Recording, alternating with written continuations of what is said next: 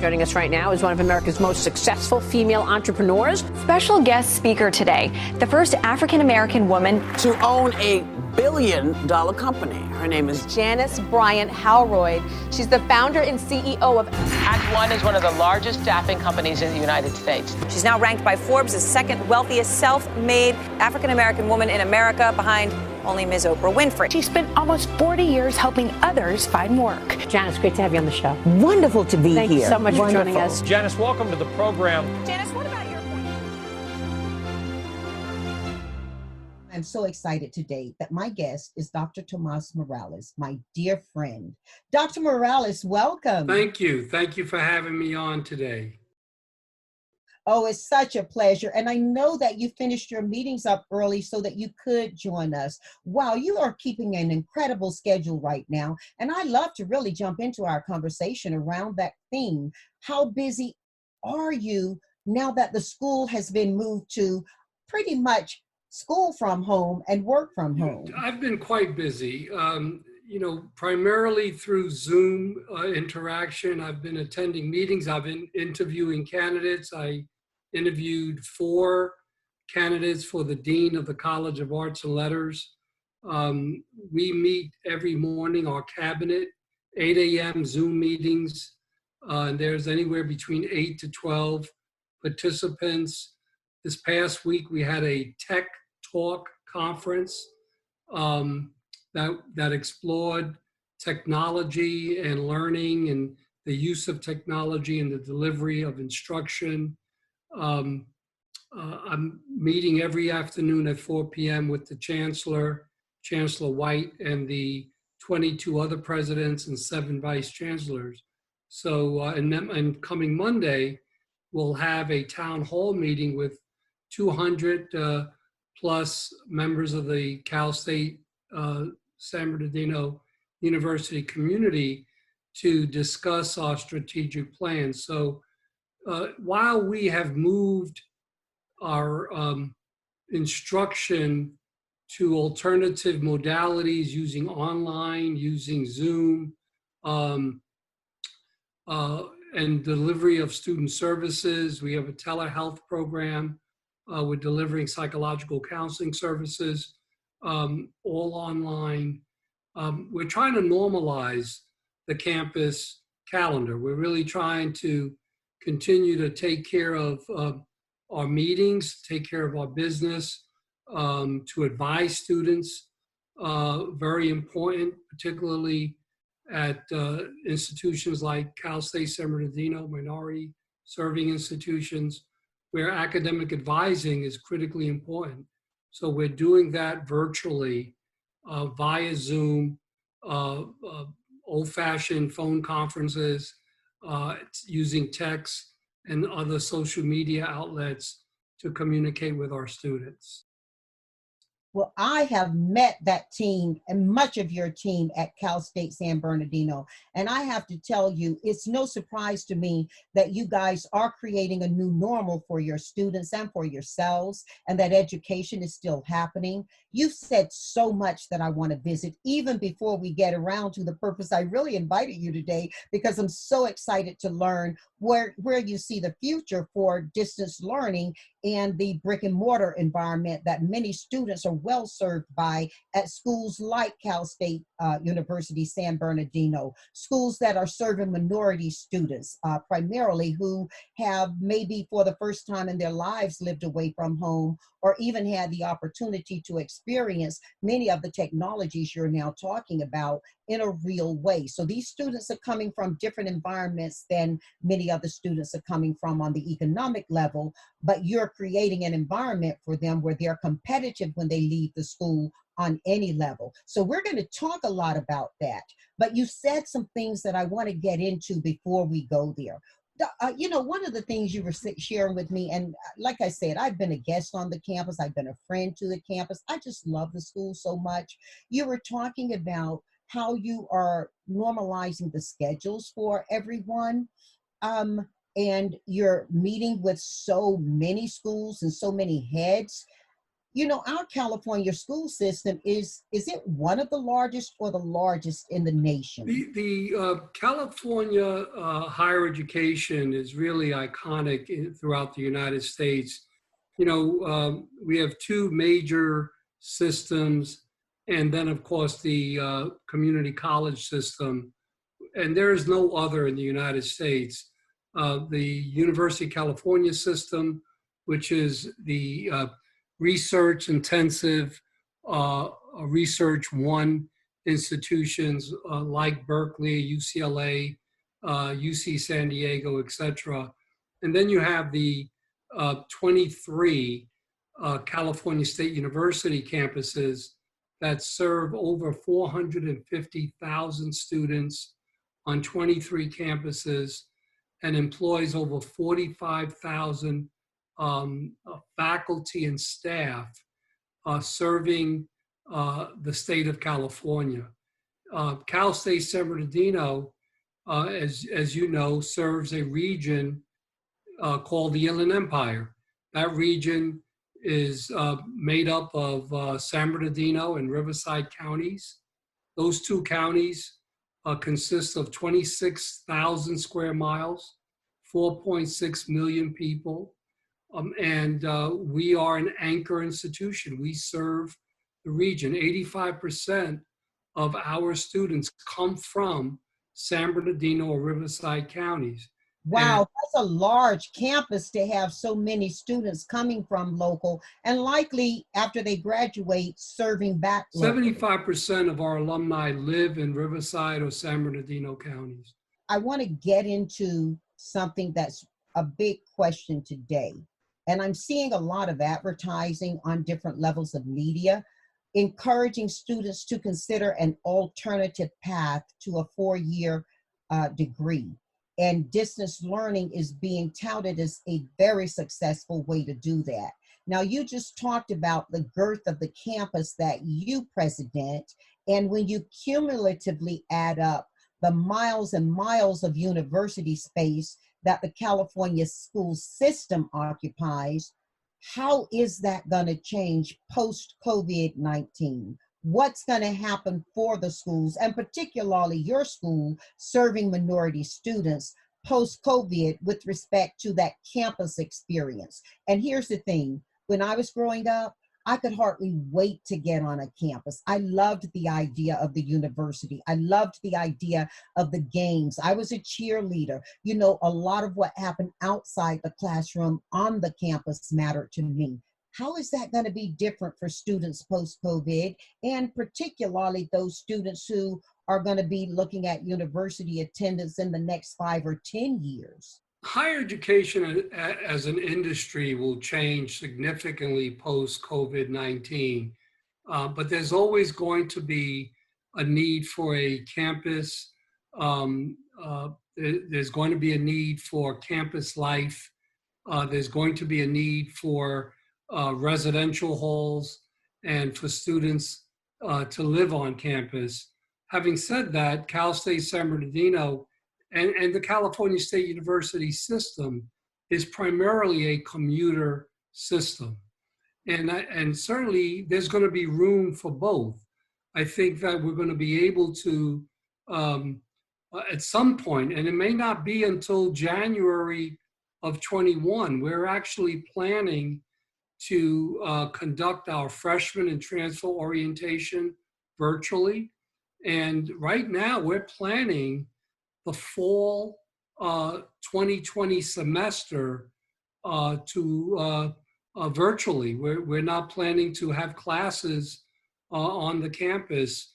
And you know, we of course, we don't know the future. We don't know what's going on, but we certainly will continue to offer courses using alternative instructional modalities.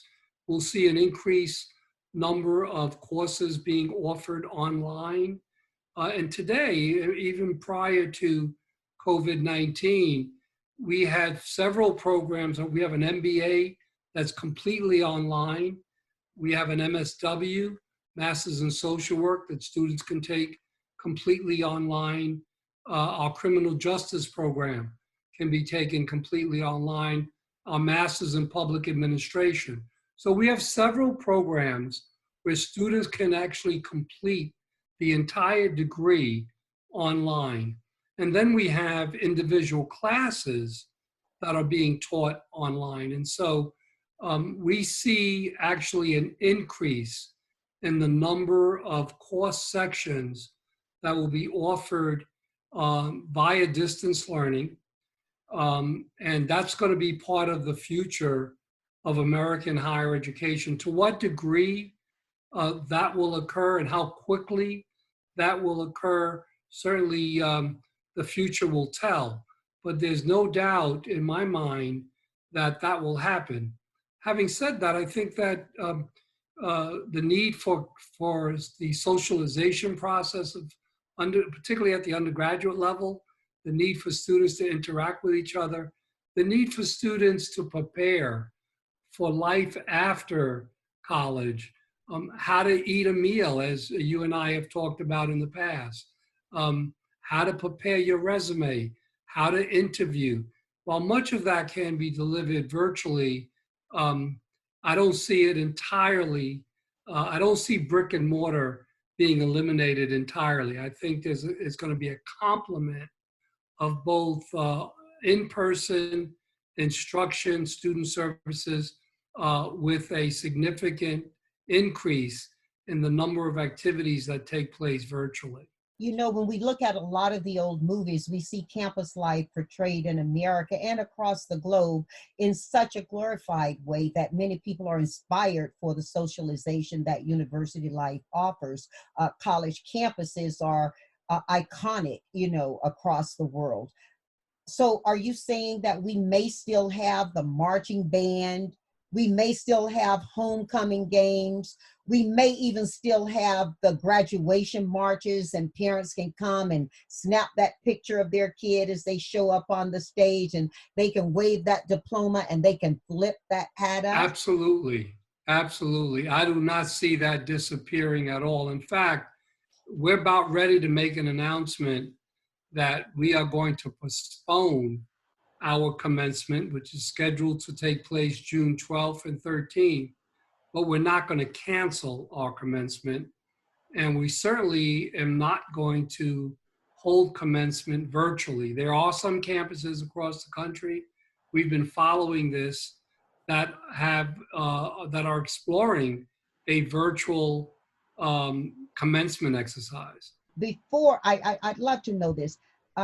Before we go to the broader education system, to stay closer to Cal State University San Bernardino, parents are asking questions about when their kids are going to graduate, not just when they're going to march, and how much classroom or schoolwork they're losing in terms of this. What has been the stride for your particular students? I know that's going to be a different answer across the nation and school by school, but what's been the stride for Cal State University San Bernardino students in terms of graduating on time if you were already on schedule? Yes, we see a very robust spring quarter enrollment, partly because we're transitioning from a quarter campus to a semester campus. And so we have seniors who want to graduate. They've spent their entire 4 years, some 5 years, in a quarter schedule, in a quarter calendar, and they want to complete their baccalaureate degree before the institution transitions to semester.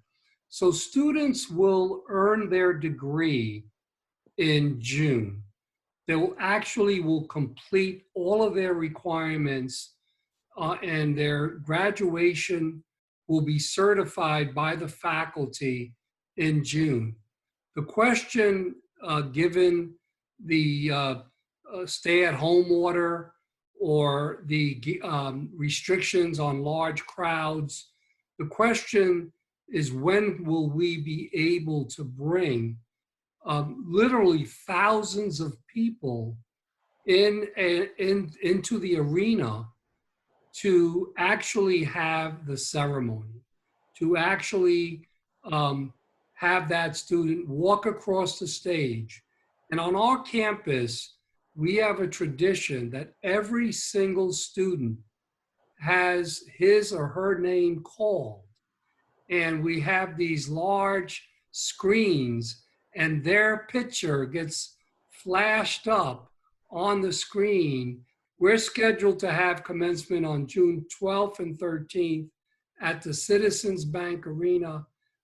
It's now called the Honda Arena in Ontario.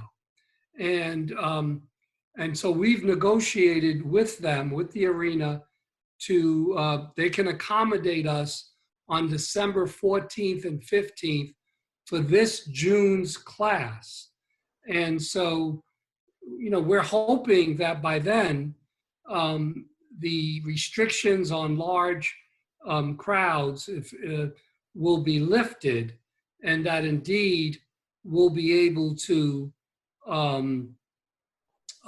have the ceremony. You know, what happens normally is the students go through a June commencement, and then several weeks later, the student receives in the mail their actual degree. Right. They will have their degree in hand before the ceremony takes place in December, and we hope that it will take place in December. Well, you know, Dr. Morales, so many students are at your school and other schools. You're very closely connected to HBCUs in the United States as well. So many students across the university system in the US and across the globe. People are listening to us across the globe. So Yes. many students are the first timers in their family to get a university degree. And so it matters a lot to them that their family can be there. In many ways, this is as big for these students as weddings have historically been. And so the world is learning how to have our socialization differently.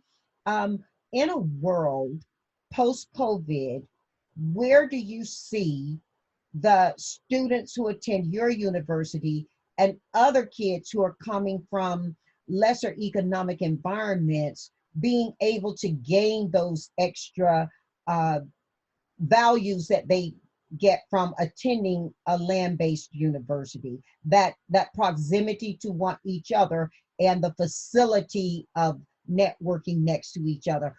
I mean, we've often talked, you and I, about some of the values of the school to first generation students. Let's talk about that a little bit and how that plays into the larger education complex. So to answer your question regarding the importance of campus life, the importance of brick and mortar, I'm convinced that throughout the country, you know, American higher education is unique around the world. And some of the unique aspects are those that you described earlier: commencement, intercollegiate athletic sports at the Division 1, 2, and 3, Saturday afternoon football, the whole marching band, cheerleaders, and whether you're looking at HBCUs or faith-based institutions of higher education, the strength of American higher education is diversity of mission and diversity of each of our institutions around the country. And so while we're experiencing COVID-19 in a way that has moved instruction from in-person to virtual, I don't see the campuses around the globe and certainly around the country disappearing. The State University of New York has 65 campuses make up the SUNY system. The City University of New York certainly has 23 campuses around New York City. HBCUs have this incredible history that dates back to Reconstruction, where institutions like Howard University, North Carolina A&T, and other Morehouse, Spelman. These are institutions that have an incredible history in this country.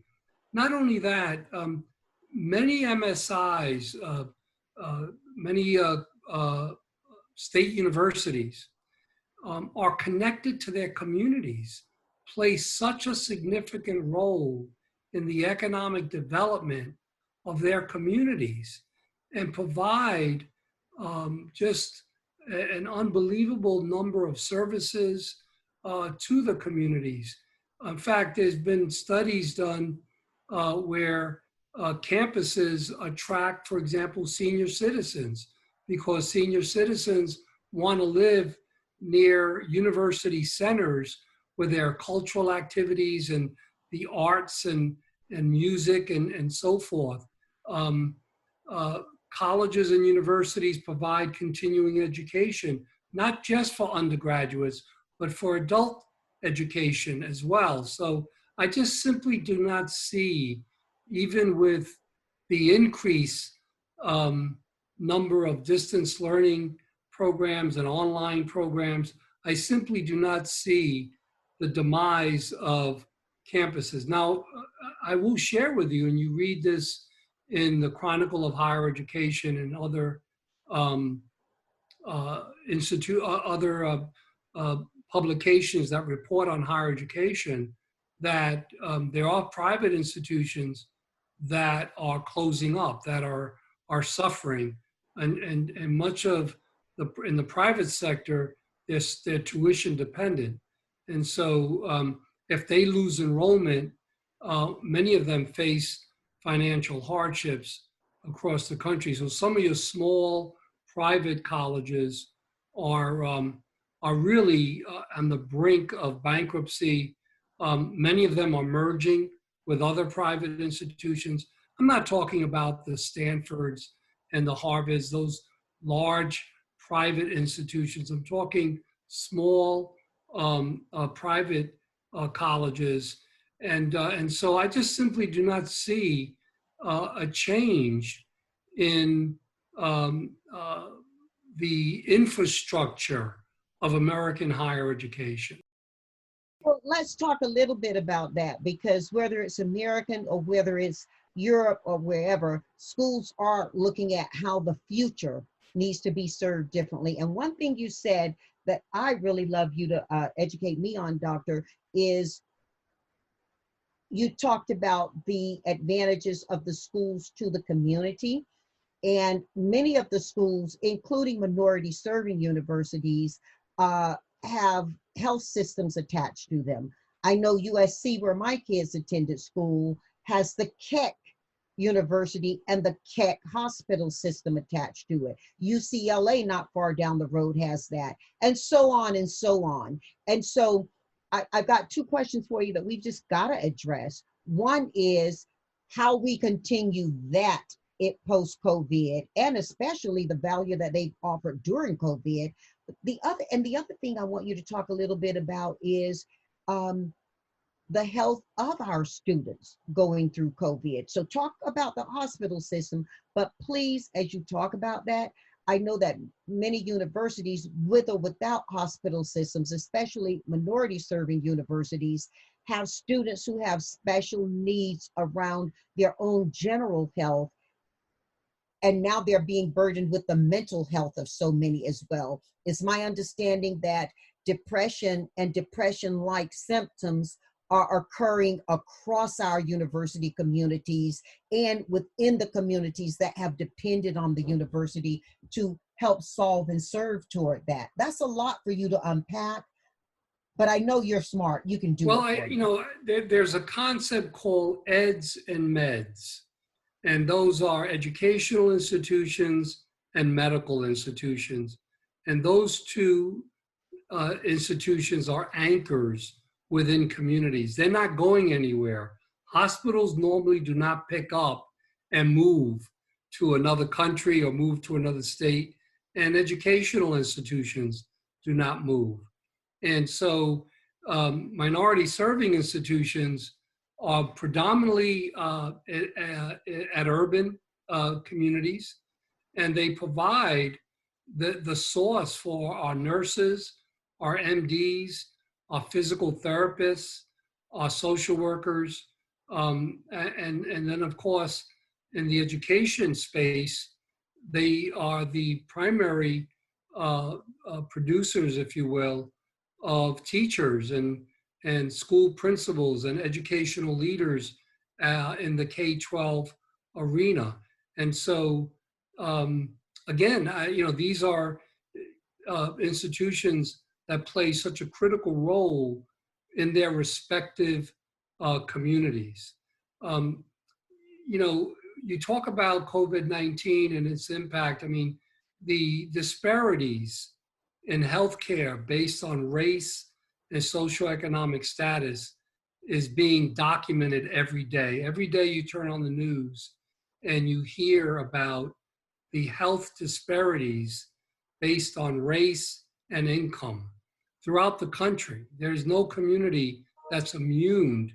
Whether you look in Chicago, New York City, Los Angeles, where a disproportionate number of COVID-19 mortalities, deaths, are in fact poor people, people that did not have access, African-American, Latino, et cetera.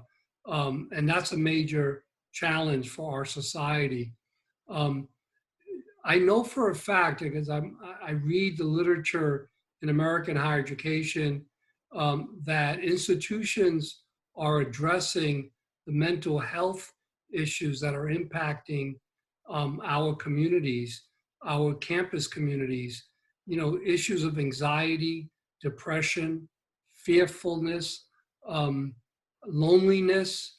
And so these are services that today are being primarily delivered virtually. We have a telehealth program or psychological counseling services being delivered by video between practitioner, between the psychologist and the student, or even in groups. Doctor, are you delivering that in English, or are you delivering that in multilingual? Primarily in English, though there are services that are being offered. Most college students, even if they're coming from a monolingual family, whether it's Spanish or Vietnamese or Hmong, speak English. Now, we do work with parents. Our orientation program, for example, we have a program for parents, and we deliver that both in English and in Spanish. We have a large percentage, and this is throughout the country, of undocumented students. Now, of course, undocumented students come from all over the world, depending on where you are. In Harlem, you have in CUNY, where I served as president at the City University of New York, you have undocumented students who come from Eastern Europe, Russians, and other Eastern European countries.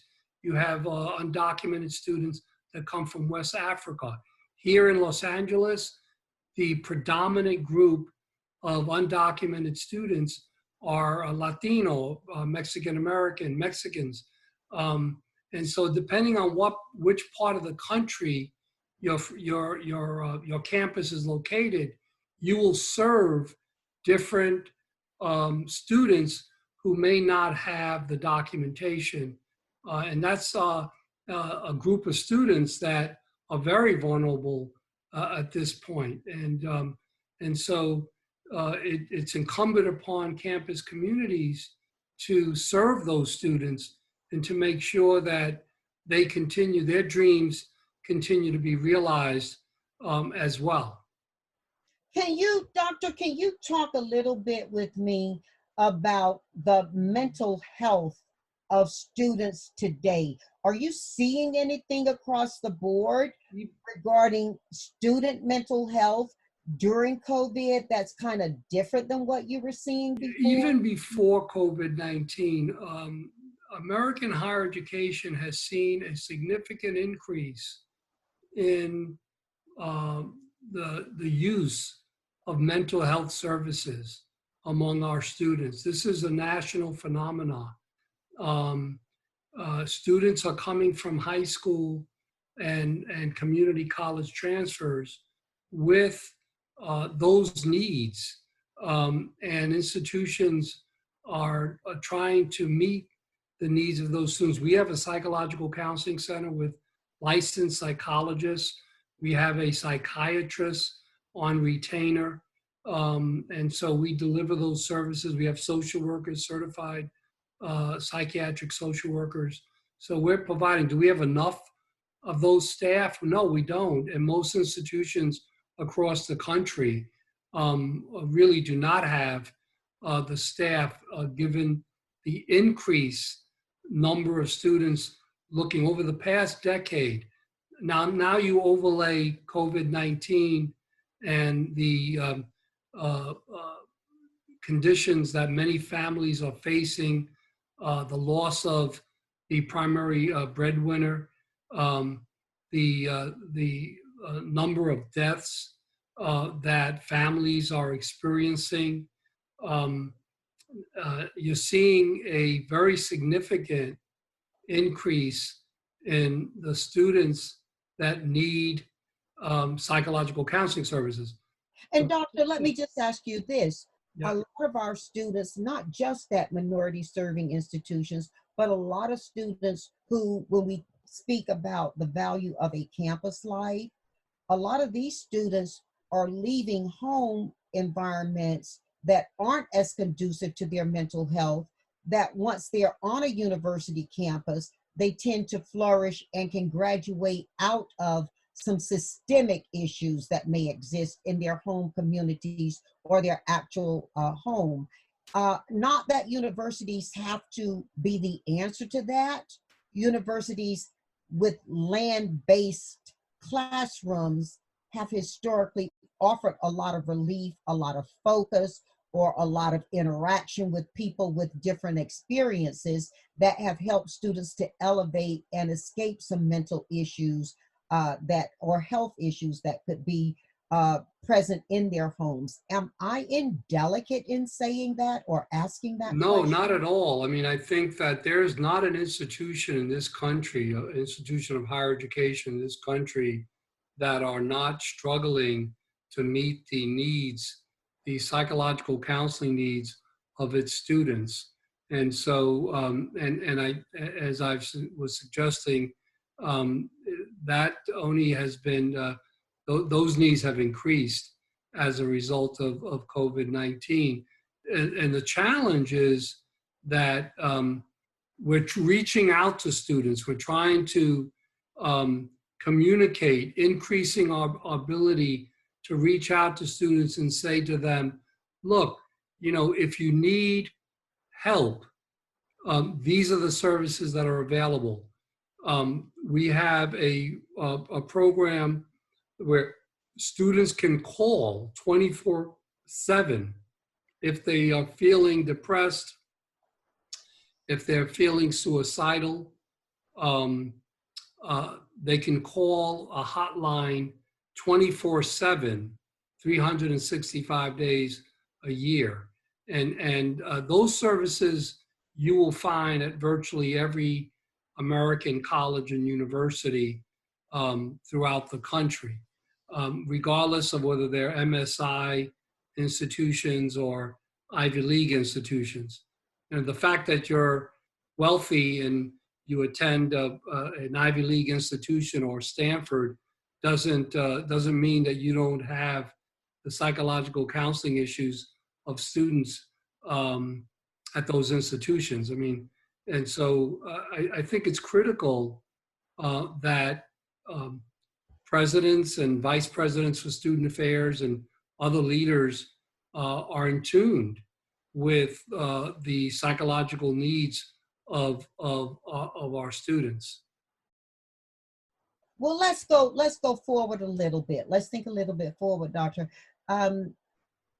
You're preparing, like so many institutions, students not just who are going to be entrepreneurial in their careers, but students who are going to hire into companies. And now that we are looking at virtual education being a bigger part of the educational experience for students, even before they get to university, but certainly in order to complete a four-year or baccalaureate degree, how are you addressing those things that were the big questions right before COVID for employers? Questions about graduating students' ability to socialize well, their ability to manage certain situations or culturally offend into a corporate environment versus a student environment. There's so many soft skill sets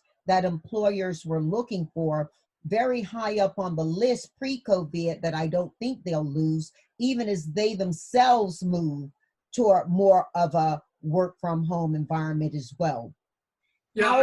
How does the university not just keep pace, but actually advance some consideration for how students are now going to hire once they graduate? And I know a lot of your own students are working anyway, but just across the university system itself, how does the university keep itself at pace or in front of the need for companies who are going to hire students in a very different environment and from a very different environment? Well, I think institutions have to invest in career advisement, career counseling, has to invest in programs that really help students make the transition from school to the world of work.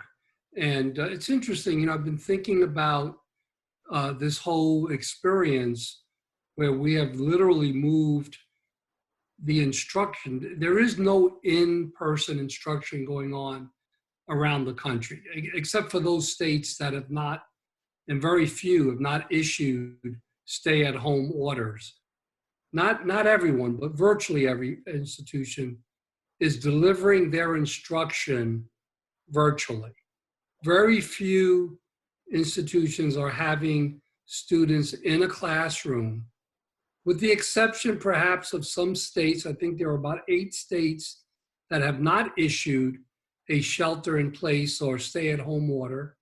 Then, of course, Liberty University has been very well documented, where their president instructed their students to come back to campus after Easter break. And so I've been thinking much about what are the skill sets that students can develop using these alternative instructional modalities like what you and I are doing today. And so I'll just share my example of my oldest son.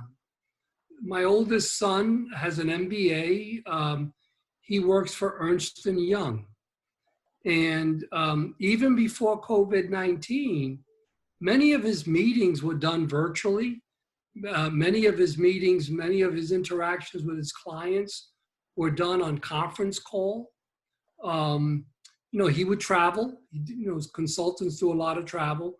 Today, 100% of his interaction with his clients representing Ernst & Young are in fact done by video conferencing, just the way you and I are interacting this afternoon.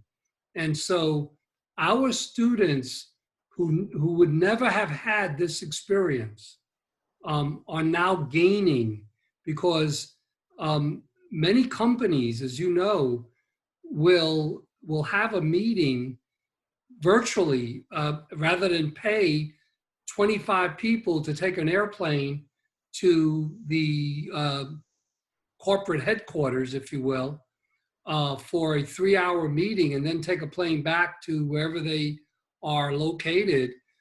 They have to interact virtually.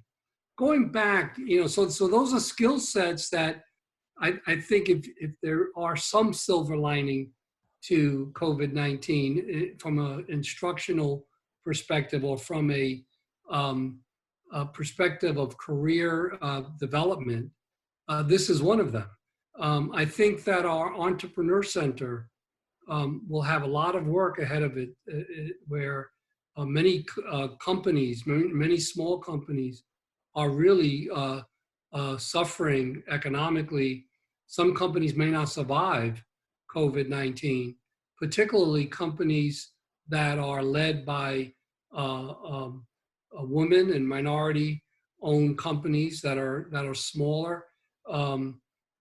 They will have to work close. I mean, I'm hopeful that our Entrepreneur Center will take the initiative to work with those companies throughout the Inland Empire that need the expertise that our center can provide them once we get through the other end of this crisis.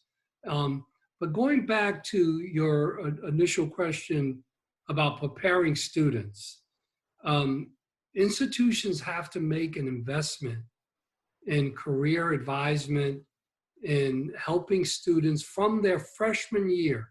I believe that we start this process as soon as the student enters the institution. You don't wait until they're a senior and even a junior. You really start this process of having these discussions. What's life after you earn your baccalaureate degree, regardless of whether you're at an HBCU or at the State University of New York. You really have to begin to think, particularly for first-generation students, because often they don't have mom or dad who have the connections who are able to help them. One of the interesting things that I'll share a conversation that I had with one of our students at Cal State, and one of them, student was saying, student was having some issues and some problems. And I said to the student, well, have you had a chance to go home and talk to your mom and dad? And the student looked at me and said, my mom and dad don't have a clue about what higher education's about. Wow. They mean well, they care about me, they love me, but certain questions that I have, they really don't have that experience because they never went to college, right? They never graduated from college. And that's where academic advising, career advising plays such an important role. And I don't believe that American higher education makes the kind of investment that we need to in order to prepare students for the corporate world, in order to prepare students for life after they earn their baccalaureate degree or their master's degree or their associate's degree for that matter. And so that's an important area that we need to pay attention to in higher education. We meaning those of us that run these institutions and deliver those services to our students. Doctor, let me ask you a question that kind of shifts, but I think you'll see the connection to what you've just talked about and the answer to this question. What are the biggest challenges that you're seeing right now across the university system, and how are we addressing that at a national level?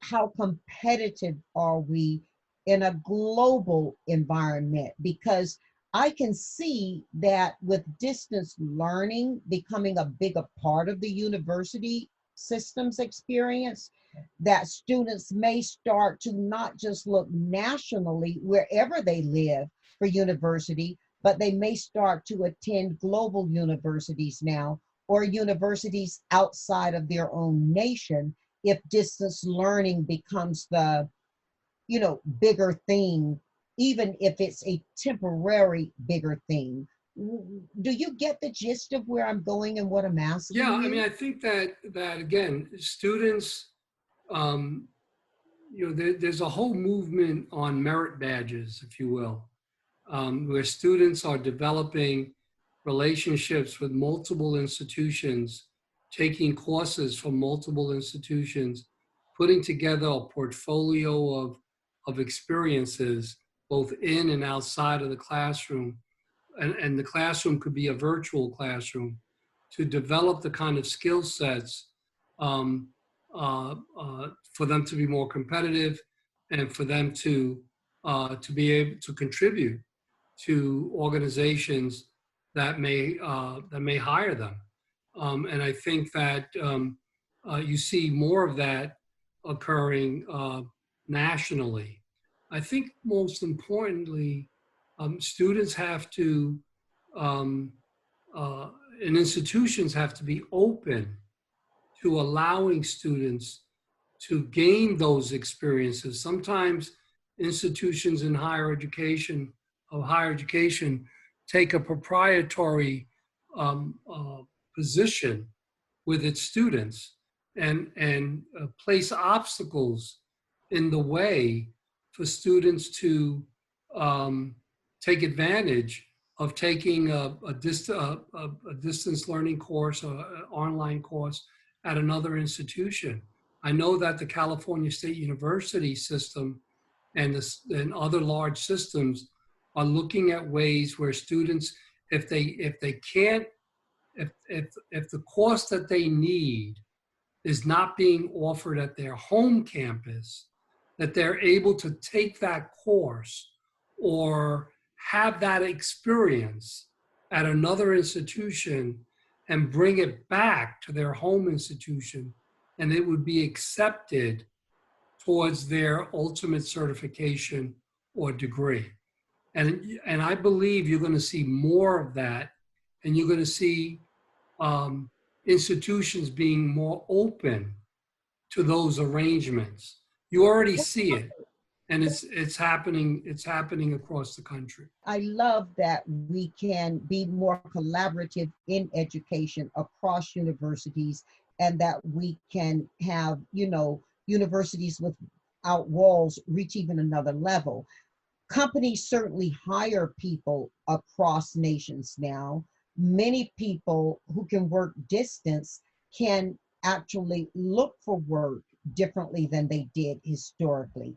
So what do you think is going to be the ongoing role, or any big, maybe significant changes in how companies are working with universities to assure that we are graduating students who are ready for work and who have certain skill sets that companies are looking for in a new distance working environment than we did historically? Is anything different now, or is it still a skill and you just add distance on top Well, of it? I think that you have to develop the skills. It's not just taking courses and accumulating credits and earning a degree. I think that internships, working in clinical and practicums are critically important. I mean, I think, you see that traditionally in the medical profession. You see it in social work, in teacher education. And I think that there are other areas that would benefit from making part and parcel of one's program to have an internship opportunity, or to have a hands-on.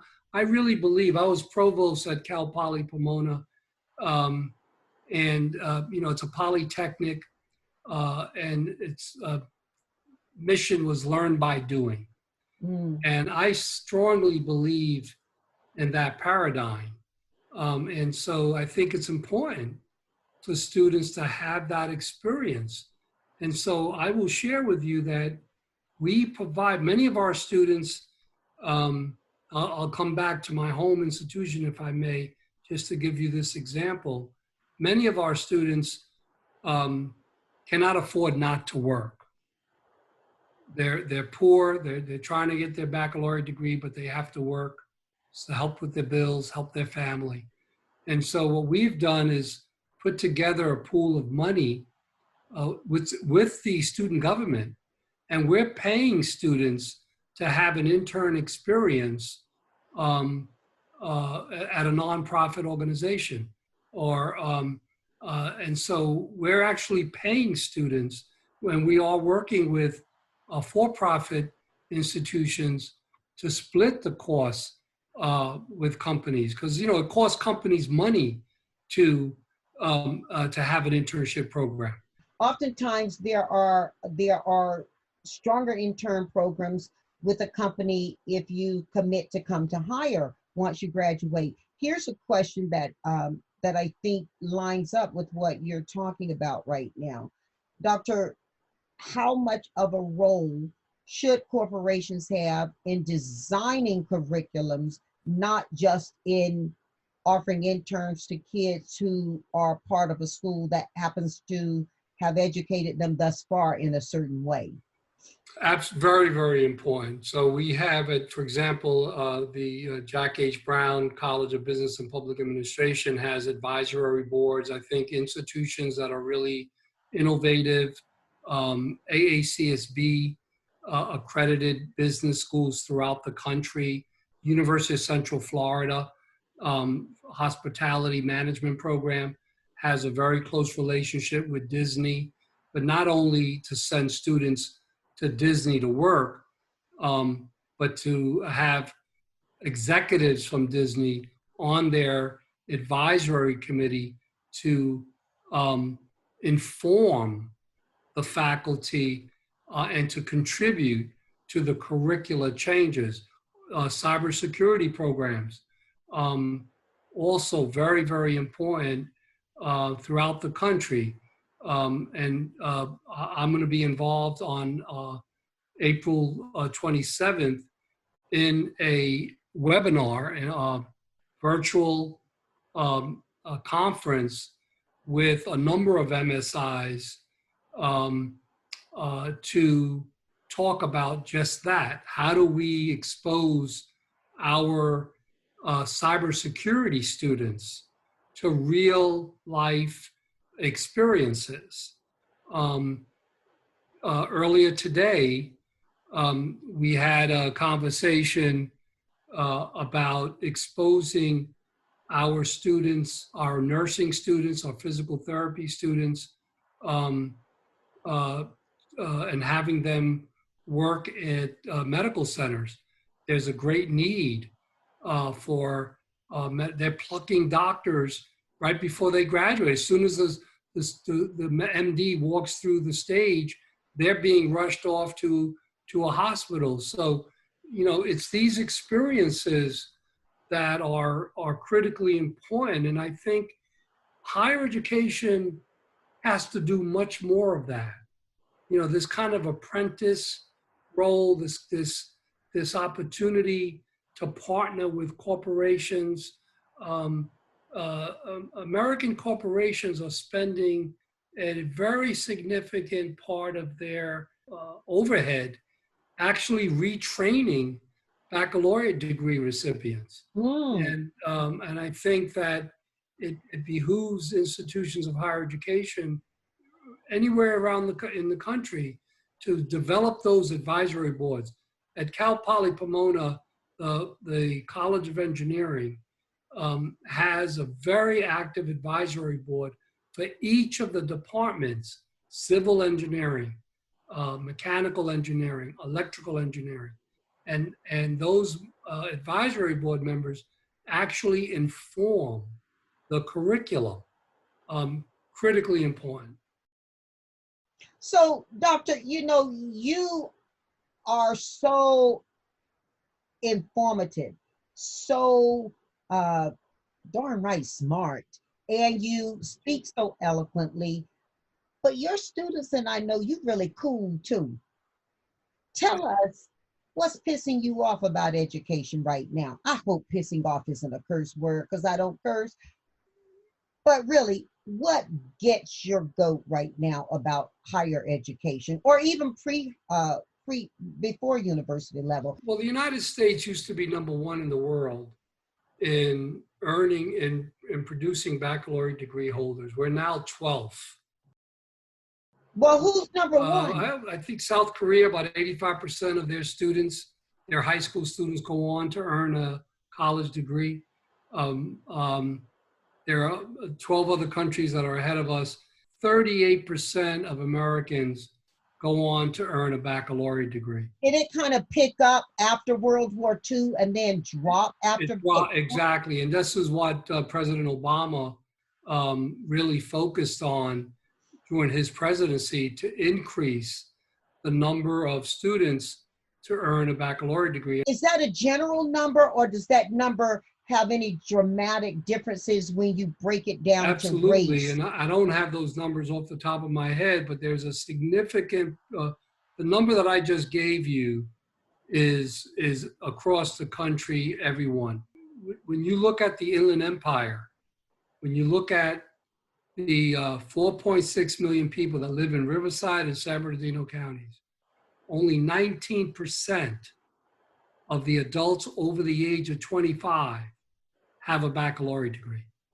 It is one of the lowest metropolitan areas of over 1 million people. So California, with one of the largest school systems and university systems in the nation, still per capita has the lower number of baccalaureate degrees of people who are graduating from high schools in the school. The two areas in California, the Central Valley and the Inland Empire, have the lowest baccalaureate degree attainment rates in California. Now, when you go to the Bay Area, it's more affluent and they have a higher percentage of their adults over the age of 25 who have a baccalaureate degree. So when you ask me what's keeping me up at night as a higher education leader, I would say access and success.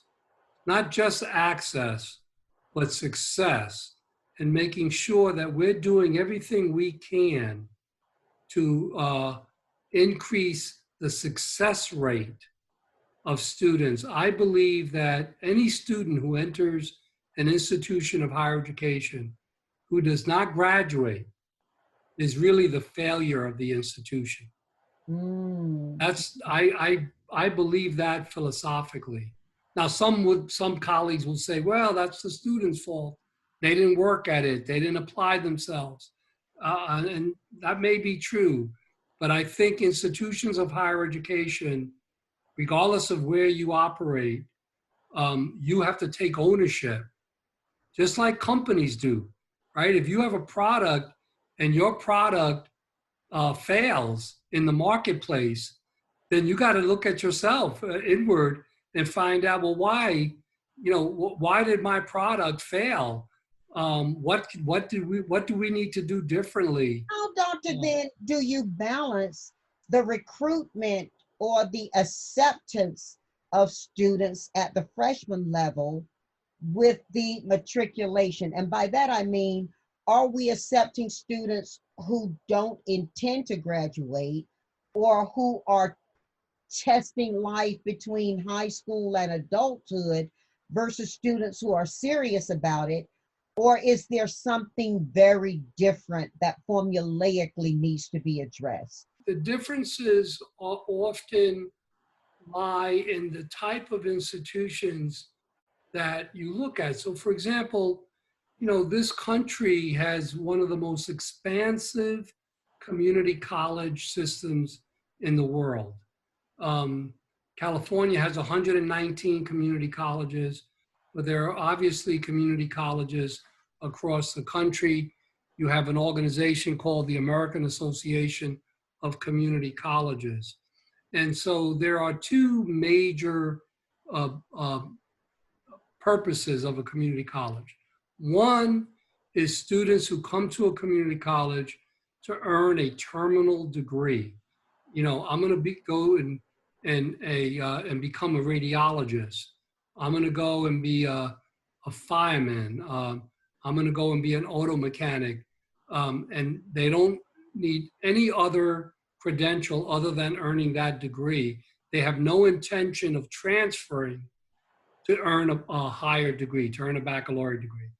The other bucket is, of course, those students that decided they're going to go to a community college and then transfer to a senior college to earn their baccalaureate degree.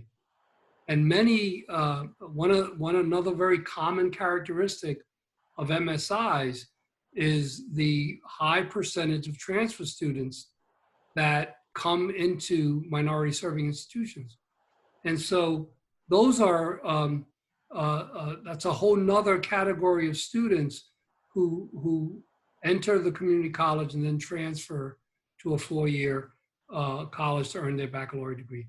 What we have to do is make sure that there are clear pathways so students that take the courses at the community college, those courses apply towards a baccalaureate degree, and they can complete their baccalaureate degree in 2 years after they complete the 2-year degree, okay? So that's critical to align those courses.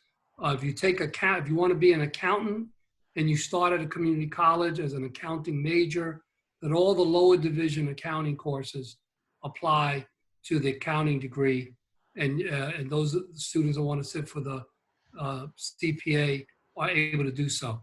Yeah, Doctor, many students who look at university or application to university historically think about the brand of the university in relationship to their family or their community, or they may look at a more serious level, what they want to be and which school is going to offer them the better degree for that. And that may or may not have worked well for students, especially as you talk about matriculation across the university system. What should a student be looking at when they're looking for a school? What are the big things they should be looking at beyond those 2 key items, if you agree that those are 2 consideration points that are high on a student's list? I think it has to start at an early age. You know, I have 3 adult children. They all went to college. 2 of the 3 earned master's degrees. My wife and I really are proud of that.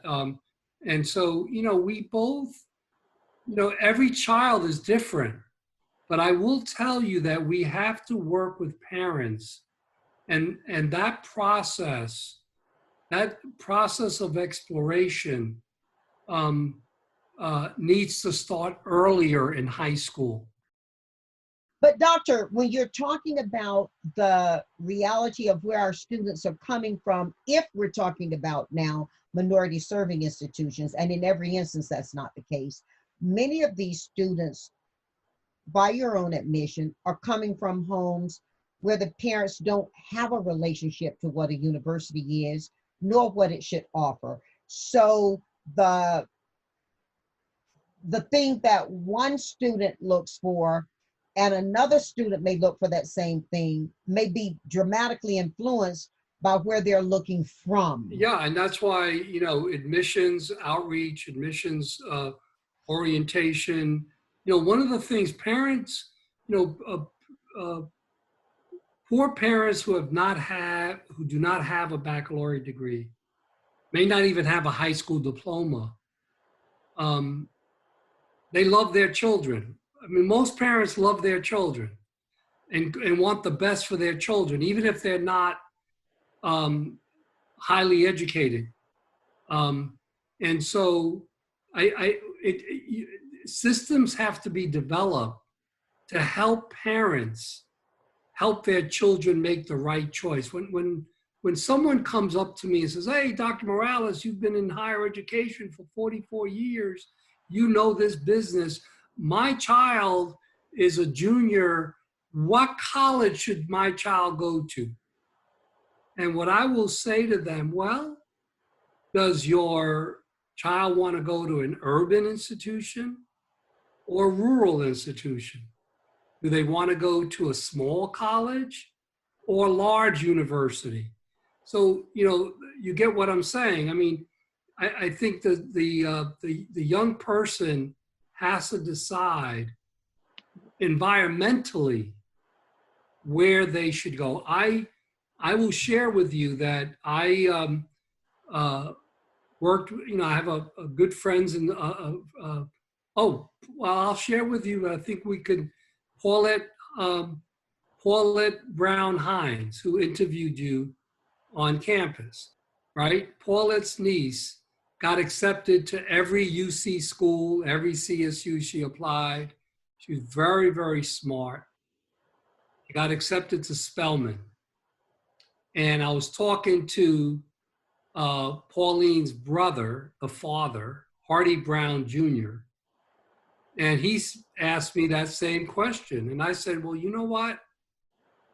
She's lived in the Inland Empire her entire life.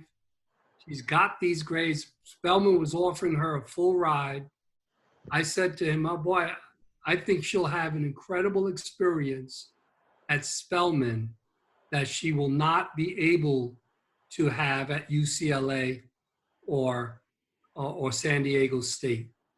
And sure enough, she went to Spelman. She's already graduated. She's getting her doctorate at UCR, but she spent a year in Japan. She speaks Japanese. A rich experience. She could not have received that experience. Now, she could have had a great education at UCLA or any of the other California public institutions of higher ed, because she was very motivated, highly driven. But she had this incredible experience at Spelman. She made the right decision. Fortunately, her parents, who are very educated, were able to advise her. The challenge is for us to work with parents who may not be as knowledgeable, to help them understand how to navigate that journey, how to navigate that decision-making process so that their young child goes to the best institution that meets his or her needs. And you say something that has a lot in it, because she made a choice of an HBCU over some really strong branded schools. Absolutely. And we're finding that many HBCUs are having a higher and higher enrollment of young white women, young white men, non-minority students. And so the HBCU really is, the H is becoming more strongly a word, historically Black university or college, or as in your instance of leadership on minority serving institutions. Yeah. When you were going to school, what was so different that should have stayed that didn't? And how have schools improved in ways that you wish they'd been when you were going to school? You just mentioned 44 years in education. Well, nobody's going to believe that when they see you. But for those who are listening, what was quite different for you that needed to change and that shouldn't have changed before we finish up our conversation? Well, today? I grew up low and middle class. I needed financial aid. I grew up in the Bronx. And I ended up going to a state university, like the institution, to some degree, like the institution I'm associated with today, public higher education. My entire education from K through my doctoral work have been at public institutions. So higher education was transformational for me. But I will share with you that I had some great mentors. I had faculty and some staff, some administrators who really showed me the way, and who I have and who I maintain those relationships today. And these are people who are now retired, but when I was a freshman, they welcomed me and helped me and influenced me and validated me as a student. And I owe them I owe them a lot. I mean, I owe them, I was motivated, and I at the end of the day, you got to do the work, right? I mean, but I had mentors who really provided me with just incredible mentoring, if you will, and showed me the way. So the mentoring was really important. And I don't know how rich that is on lots of campuses, regardless of the marketing. I can say that in my own experience, North Carolina A&T has some very rich mentors as well. One of the presidents of a major pharmaceutical company for many years, he held that role, shared with me that his mentor at North Carolina A&T literally dragged him out of bed one morning to get him into the classroom. Now, I don't know where that's legal anymore or where that's practical anymore, and in a distance learning environment, whether it's even, an option anymore, but it did speak to the commitment and the care that the instructor had, because they saw something in the student. And I know on your own campus, your influence around how you care and how you mentor, whether it is in a moment or whether it is toward the full length of the student, is reflected and repeated amongst the teams who teach your students, the professors, and the professional people on your campus. I will ask you this question before we finish this conversation. What do you think the promise of an institution of higher learning should be to any student and to the community that institution looks to serve? What's the common promise that institutions of higher education should be offering? The promise is really to do everything that the institution has to ensure that the student is successful. That really is the bottom line. That's the promise.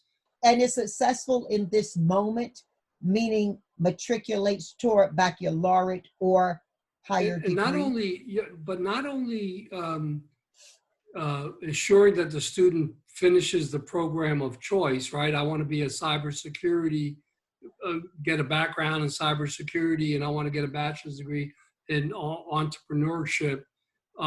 But then continue the relationship with that student as alums. And one of the things that I've inspired my colleagues in the advancement space, Kim, who really provides extraordinary leadership, Kim China, is our alumni association really needs to ensure that we not only stay connected with our alumni, but that we're there for them, that we provide support, because as you know, in your world, people change careers multiple times throughout their lifetime. And so institutions of higher education must be dedicated not only to their current students, but to their alumni and their families. That's big. That's really big. Well, Doctor, I've certainly enjoyed this conversation today, as I enjoy all of our conversations. Help us be informed and help us be hopeful. What should we be reading right now? What are you reading right now? Okay, so I just read Frederick Douglass's biography by David Blight. Now, Frederick Douglass had two extraordinary autobiographies, but this is the first biography. David Blight's a professor at Yale. My son gave it to me for Christmas. And so I just finished, it took me a while, 750 pages, but fascinating history. My undergraduate degree is in history. So one of my mentors that I talked about was a history professor, Jerry Soren, and he taught Civil War history. And so he, in fact, I called him after I read the book and I said, you're the person that got me interested in Civil War history, Reconstruction. Then I read just recently 2 books by Colson Whitehead, Underground Railroad and the Nickel Boys. I'm sorry, it's about a reform school in Florida that was just horrific towards young people, but also it was segregated. And so, you know, I read as much as I can. I don't often last too long because I have long working days, but those are some of the books that I've been reading. Well, I'm sure a lot of us are going to want to read those as well. Thank you so much, Dr. Tomas Morales. You are incredible as an educator, as a leader, and you're pretty darn great as a friend too. Thank you. Thank you. All of our listeners have had such an opportunity to learn from you, to be inspired from you, and now they've got something. They've got homework. They can go back and read the books. And as ever, my conversation is coming from my home to yours with love. Thank you very much. Appreciate it.